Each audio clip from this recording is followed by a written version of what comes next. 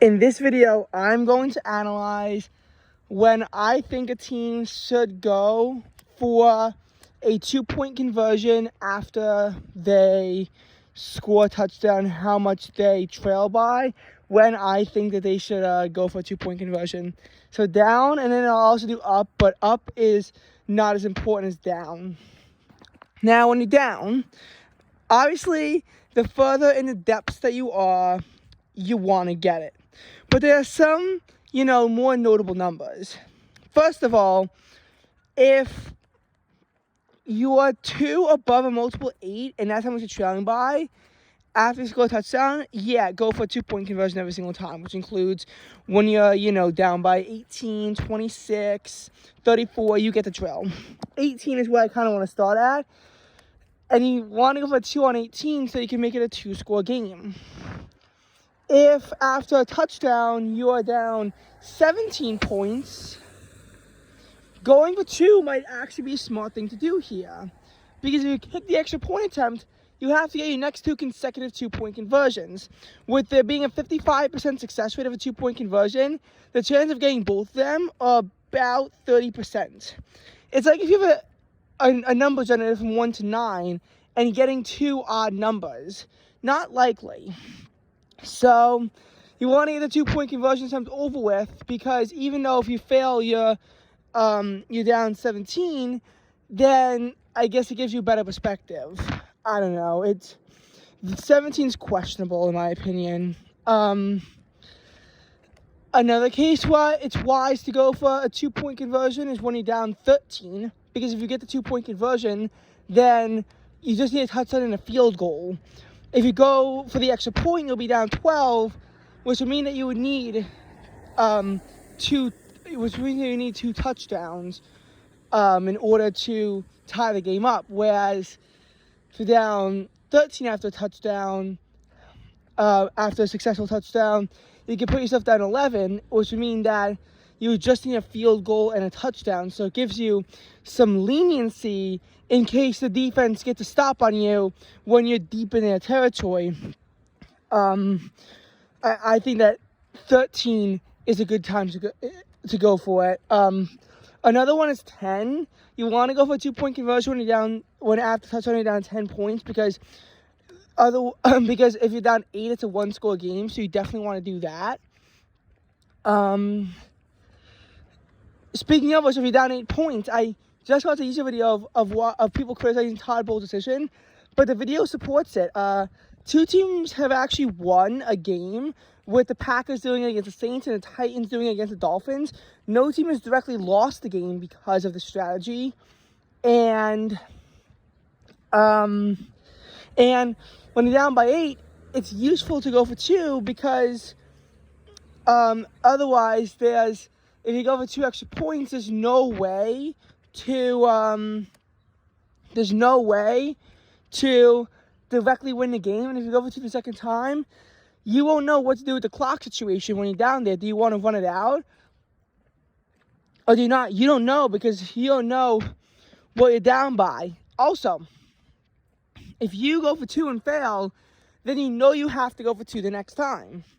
But if you go for the extra point, and you go for 2, then, you just don't really know what you're facing, because you're down by the generic 7. So when you're down by 8, you do want to go for the 2-point conversion when you're down by 8. Another case is if after you score a touchdown, you are up by you're down by 5. I mean, if you're down by 5, then you want to be only down by 3, so that a field goal will win you the game. So you want to go for 2 in that spot. Obviously, if you trail by 2, you want to go for the 2-point conversion, because that's the only way that you can tie up the game. If you are down by 1, that's where it gets dicey. Are you okay with the game being tied and you potentially having to settle for overtime? Or do you want to win the game in regulation? But if you fail, then you lose the game outright. Again, that's a lot of what the Lions Cowboys game came down to. It's tough if you're down by 1 should you score the 2-point conversion. But, you know, it just gets tricky. Now, as far as when you're leading, if you're up by 1 point after the touchdown, I'd say go for the 2-point conversion. Again, I'm not sure how often coaches actually do it besides from down by 8, but I'd say if you're up by 1, go for the 2-point conversion. Because this way, if the opposition gets a field goal on you and you succeed, the game's tied. So if you hold them to a field goal, all they can do is tie up the game. If they are successful, if you kick the extra point and get a field goal, they take a 1-point lead. Now, this does get tricky because obviously if you fail, then you'd be trailing 2. But again, you have no way of being up a clean field goal if you don't even go for the 2-point conversion. You just have no way of knowing what you are facing. Another case of where you'd want to go for 2 is if after touchdown you are up 5, because you want to be up 7 points, a clean touchdown, so in case they get a touchdown, then they trail by 1, and then they can either tie the game with an extra point that's almost guaranteed to succeed, or if they fail to get the extra point, or if they choose to go for 2-point conversion, I mean, like they're forced. It's either a win or lose situation with no in between. So you want to force that when you're up by 5. You don't want it to be where they just kick an extra point and take a 1-point lead. When you're up by 6 is again a complicated scenario because 8 isn't exactly a 2-score game.